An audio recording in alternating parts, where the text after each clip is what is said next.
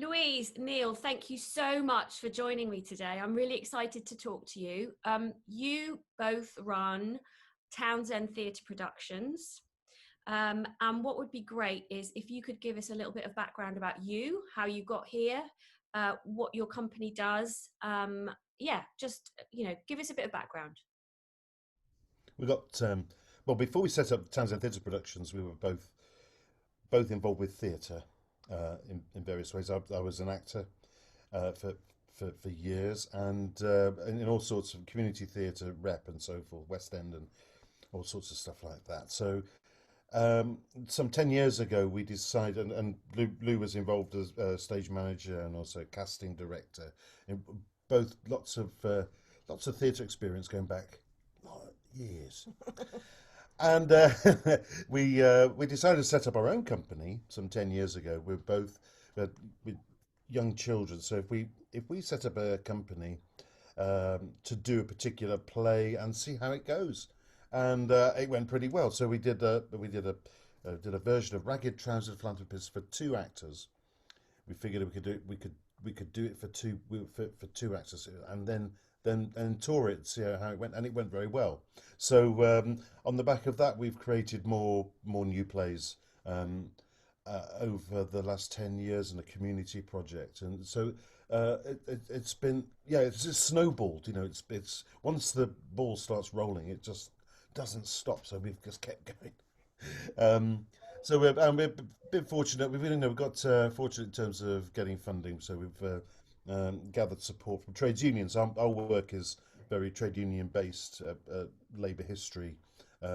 It focuses on individuals who are very inspirational characters in their own right who've changed society for the better.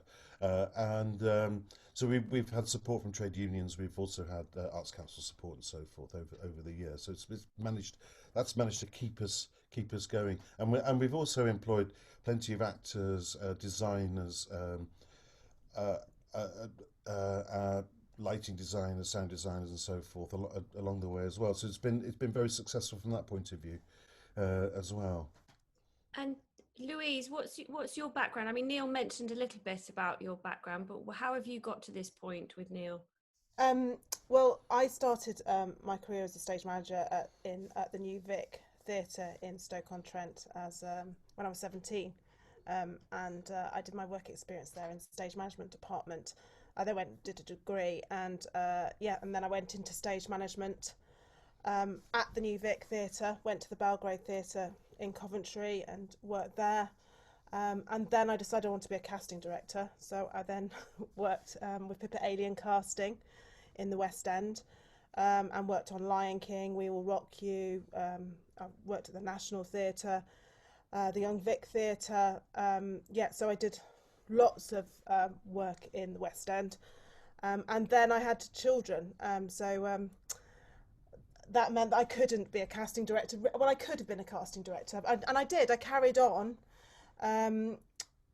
But then I thought, well, okay, I want to go into teaching. So I taught for 6 years. And during that time, I really, really missed the theatre, really missed it. And I mean, I was teaching in further education, so I was teaching acting, I've always wanted to be a director. So, so I just, while I was teaching, I was only working part time. I started researching how to set up a company and looking at the Ragged Trouser Philanthropists, and so I booked these venues, and I remember the first venue that I booked, which was a Hertford Theatre with Rhys Thomas, and the Met Bury took Ragged Trouser Philanthropists as well. So I had two, and I was like, and the Met offered me £800. I was like, oh my gosh, wow. That's a lot of money then. Yeah, it was 2011. I was like, wow, this is amazing. So I had these two major bookings, and Rhys Thomas had just gone to Hertford Theatre, and he said, oh yeah, I'll give you some tech space. I was like, wow, I got a week's tech space for free. What? And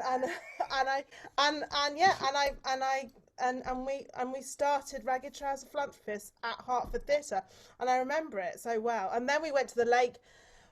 We had Fine Time Fontaine in it, and then we went to the lakes. What's it called? The Theatre by the Lake. Theatre by the Lake.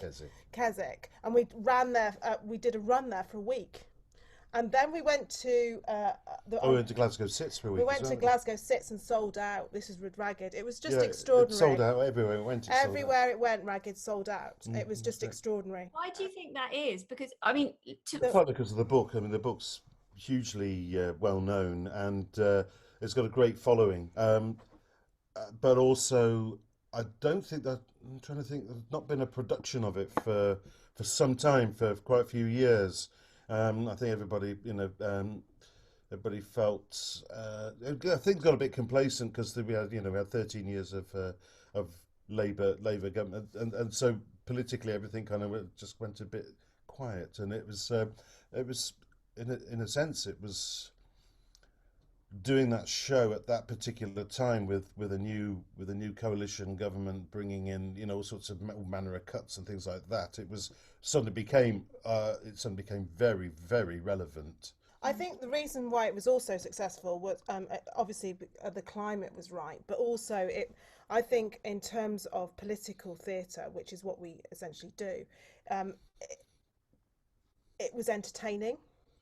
So not only was it, it wasn't dry, it wasn't. This doesn't preach, does it? And it wasn't earnest. And I don't, because of my background and how I work, I don't like that, and I don't think that's what we intend to do. It's about entertainment as much as anything. About as much as anything, and so that's really, really important. Give me an idea of the sort of the size of your company. Well, we made a conscious decision to do two-handers. So everything we did was two actors, and those two actors would do everything. They would turn up, they would set up, they would light the show, they'd operate the show. So from the stage, so everything is operated from the stage, lighting, sound, just instruments of actor musicians. They do everything. And then they pack up, and that's it. So those two people do everything, and that was the kind of thought behind it. So it was, and it worked so well in our two-handed version of Ragged Trousers that we thought we'd use it again and again. And it does, because what it does, it creates, it gives you plenty of problems because only two of you playing all these characters usually and doing everything. But the fun is in solving those problems.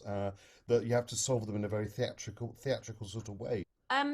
Quite simply put, how has COVID-19 affected you? Well, it's cancelled all our touring. As I think we've since March we've done one show, so that's pretty good going, really. It's more than a lot of other people, I think. So we've had to cancel our shows. We've had to change what we do and how we. I think the first thing that we had to think about was obviously you have to, the emergency funding came up, so we've spent most of our time applying for grants and trying to get that support, which we did, which we were very fortunate in doing. So that has meant that we can rethink and restructure, and I think the way to go is well, for our company is you need to be digital outside and inside as well. So you've got that whole umbrella of different ways that people can access your work, and I think that's really important, that the audiences can still access our work in some form. So there's a lot of planning and a lot of restructuring, and from doing the pilot with Live and Local, we really realised that actually the health and safety, we need a health and safety officer, especially if we're going outdoors and indoors. That is it's so important, and we need a digital officer as well. It's to be COVID compliant and to access the audiences online. We Are the Lions, when we put that out, that was a film. It was great. It was a film with an archive.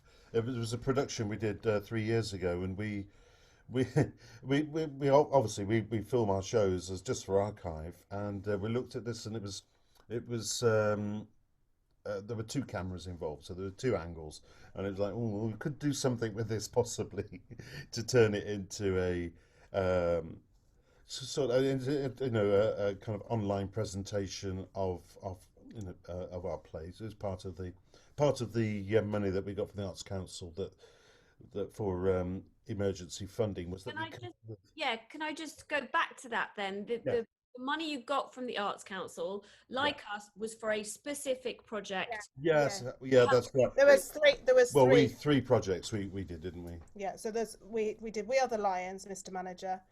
We did Daredevil Rise to Harama, which was an audio play, and we did a film about the Upper Clyde shipbuilding working, which will be a live tour.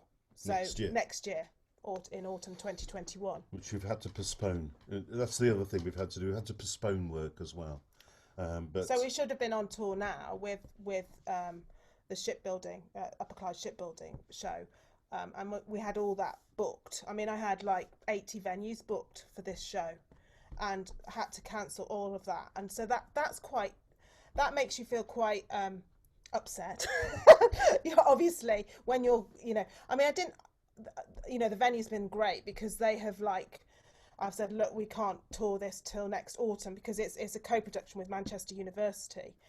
And so they've said, okay, yeah, we'll put it into the autumn. But that means that we've got a whole year, of where normally we're just doing one thing after another. So, yeah, we've got a whole year of prepping, which is good. It's made me rethink, look at what we do, how we go about it. Artistically, it's been good, I think. I've been able to look at lots of different things and have lots of different ideas, because when you're a producer and a director, your head is always split, and so I've had time creatively to think about what I want to do. You talk about a lot about the collaborative relationships that you've been able to establish. Yeah. What do you think that's about?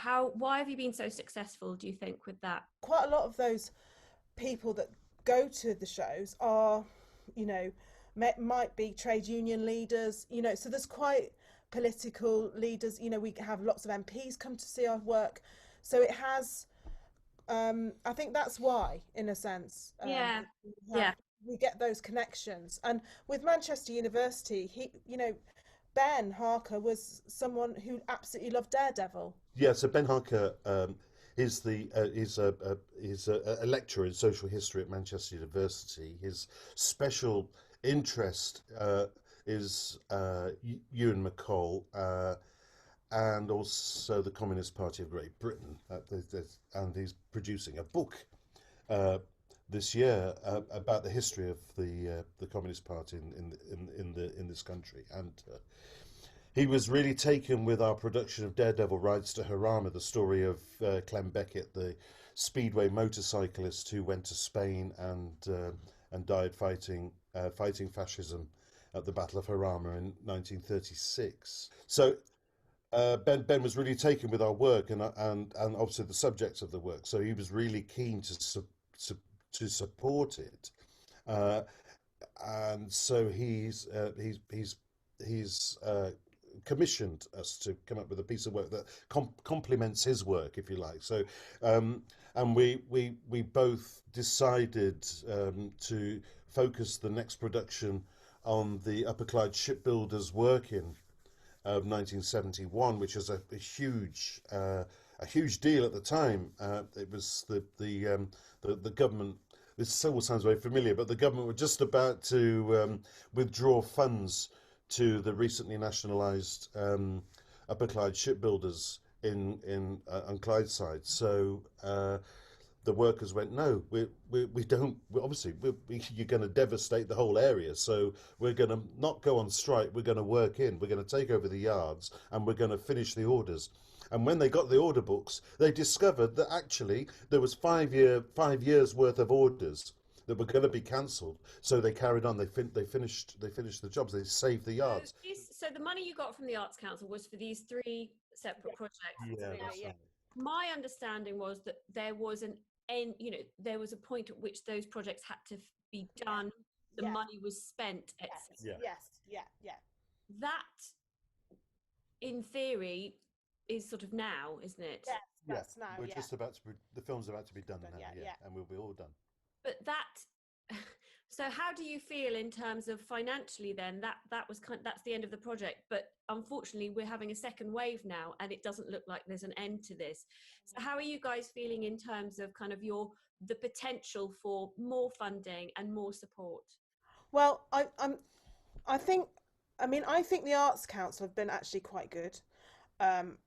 If I'm honest, I think they know the situation that we're in, and I feel that I think they will support us, with project grants. They are very keen at the moment to support the next phase through project grants to reorganise your company. They know the difficulties that we're all facing, and I think that's actually a fantastic insight on their part, and actually it's important that you feel supported by the Arts Council in that way.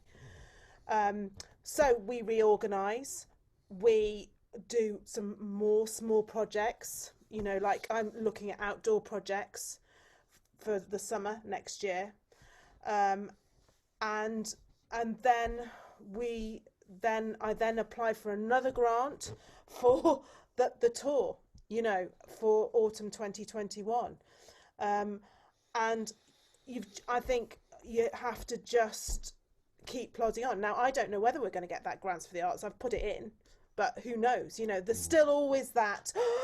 Are we going to get it? Are we not going to get it? It's a small grant, but are we going to get it? Are we not? And I'm always like, oh gosh, are we? If we don't get that grant, then I will start to worry a bit. First of all, I think it's really interesting because a couple of the other sort of companies I've spoken to have quite a different feeling about the funding opportunities. They feel that money they got from the Arts Council was their lifeline. That was it. They feel that there isn't going to be many more opportunities for that. However, you seem to be that it seems to be much more a normal thing for you guys that funding will come in and that you will find it. I think because we've got the grant from Manchester University, that has helped us. Do you think that's because the Arts Council really, really loves the idea of collaboration, and therefore if you're showing that you're doing this outreach and you've got these relationships established, they're much more inclined to invest in? Yeah. I think we've always been audience driven, and we meet their new creative, their new structure really, really well. That is in our favour. We've got commitments, haven't we, from trades councils, trades unions that step in and act and become our promoters. I think up until April there is a pot of money there, and I think the Arts Council do want to help people. I suppose for us we really struggled to begin with. We didn't have any Arts Council money at all. So we relied on trade union money for a long time. I think everyone's going to be cautious from now on. Even trades unions and the world of work is going to become the world of unemployment. That's inevitable, and I think trades unions are going to have to respond accordingly. So I think they're going to be, to be honest, they're going to be strapped. Right. Yeah. So I think our money from trade unions will dry up. I think it will. Yeah. Will you survive? Can you survive? Who knows? I mean, it's everything's up in the air, isn't it? It's so uncertain because until we get a situation where the virus is under control, where it's been properly governed, where we're being properly governed, we're in no condition, any of us, to continue effectively. We will find ways because we are resourceful people, and that's what we've got on our side. We're clever, resourceful people, all of us. I mean, and where there's a will, there's a way. Mm-hmm. But do you feel that there's a point at which you diversify to the point that you're just not doing what you want? Not doing what you're supposed to do? Yeah, I think so. I think that's what will happen. Yeah. And I think, yeah, absolutely. And I think that will completely change. I think our work will completely change anyway. I think we'll probably do better work. How have you been kind of, emotionally, I guess, throughout this journey, both of you? So October has been quite tricky because you see the venues getting lots of money, and that sounds a bit weird, but you do, and I go, oh, okay, and so I think we've had money, but I just, is that going to trickle down? Is that money going to trickle down? I'm not sure. It's to get them out of a situation. Well, yeah, of course it is. That's really dire, and I think I'm pleased they've got that money, because obviously otherwise our industry will die. It's not going to solve. But I don't know whether it's going to solve it. It's not going to solve everything. Yeah. Is it? And actually, just as we were talking, I suddenly thought, we're all being asked to diversify, as I said, and we're all thinking about outdoor theatre now and films and that is actually making it worse for the theatres, because what we're doing is we're creating work where we don't need the theatres. Yes. Yes, exactly. Yeah. So actually, it's kind of counterproductive. Yeah. Yeah. It is, but yeah, exactly. It's kind of tricky. So lots of businesses that were very secure are suddenly insecure. It's not. We're not creating art anymore. We're proving viability. It's a change of emphasis, subtle though it is. Have you ever, either of you or both of you, and maybe not just throughout COVID, but ever thought about changing careers? Yeah. Yeah. Well, it's too late for me to do that. It's too late.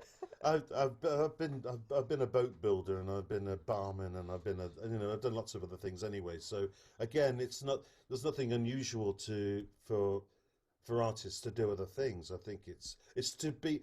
I've always felt actually it's always helped my acting work or anything else to have another skill or another life or another. It's good. It's nourishing. I think it's good. I think everybody should do it anyway, as a matter of course. But you should always be an artist first. So no, it's too late for me to think about doing anything else. Do you think this pandemic has permanently affected our industry, or do you think we will get back to it at some point? I think we'll get back to it at some point, but I just think it's going to be very different, and I think it will take time to get back to it. I think companies and artists will start locally. I think the touring aspect might take a little while, but I don't know. I've got a tour booked in autumn 2021 and 2022, so obviously the venues want it. That's a good thing. Whether that can happen, it just depends. I don't know. I've booked it that far in advance, hoping that it will be okay, and hence the health and safety officer, and hence the you've just got to be. I think the health and safety officer is really important. I think that audiences feeling safe, actors feeling safe, will be a priority. I think particularly you, Louise, I think so you've had that kind of professional experience of the arts on a kind of admin basis. Do you know what I mean? Yeah. You're not just coming at it from an artist's point of view. No. The health and safety thing. I did the first health and safety thing for COVID, alongside with because the I wrote it up for the rural touring circuit, and that got distributed it, and I thought, well, I wouldn't have been able to do that if I hadn't have had that training in stage management. That's a big problem actually for a lot of companies, is that they don't have your experience. They are just wonderfully creative, artistic people who come to create something, but actually they don't know how to do this stuff. It's terrifying. It's terrifying to them, and it's why they will give up. I've always been very keen that I know who the audience is. So I heard of a company that toured their work, but didn't know who their audience was. Whenever I tour, I have an audience in each area that I can contact. You can't rely anymore on the venues to get your audience. It's don't do it, because mostly they're not interested, because they've been cut to the bone. They've got their marketing departments are non-existent, or they're part-time. They just haven't got time to find an audience for your particular show, and they work on the law of percentages. If they've sold 30% or 40% of the house, for them that's enough. And I always say this to young companies. Okay, you've got a piece of work. Who is the audience for that piece of work? And then target those audience. If we went back to right at the beginning of this, the beginning of lockdown, would you have done anything differently? We were lucky we had an archive film. We were lucky because we'd recorded Daredevil Rides to Harama. We'd recorded it as an audio play 3 years ago when we toured the show.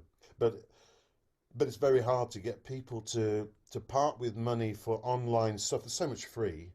This is a massive. It's a whole nother issue. All these theatre companies, all these creators are now going crazy to get everything online, to get everything on podcasts. But who cares? I think people have had enough of it. You know, the digital thing, people have had enough. Well, there's so much free, isn't there? Oh, yeah. I mean, the National set it up like that, and really, they did.